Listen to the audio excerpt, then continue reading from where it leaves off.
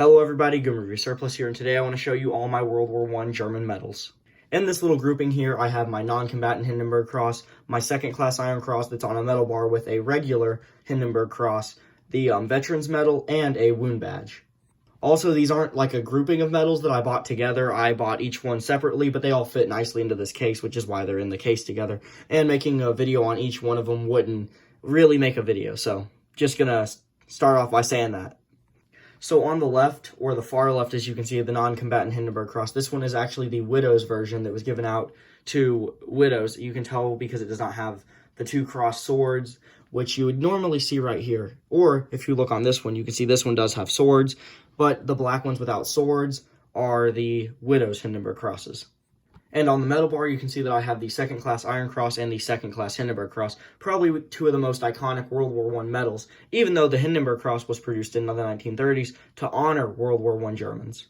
On the bottom left, we have my black wound badge. As you can see, it's in pretty good shape, with most of the paint still being on there, and it's still having the glossy finish that they normally should.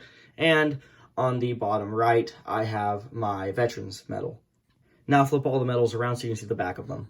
Starting with the non-combatant Hindenburg Cross, as you can see right down there is the manufacturer. And that's about it. The back of these is usually really plain. And taking a look at the back of this one, as you can see, because it's a metal bar, it's really hard to see the medals, but you can kind of see the manufacturer right there for the Hindenburg Cross.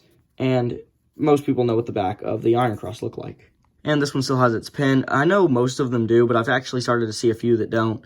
You see right there up top that the black finish has worn off a little bit, and you can see a little bit of the bronze under, and the entire pin is almost missing all of its paint. And the Veterans Medal is probably the most interesting one with all this stuff written on the back of it. It also has a safety pin sewn on so you can hold it onto your jacket.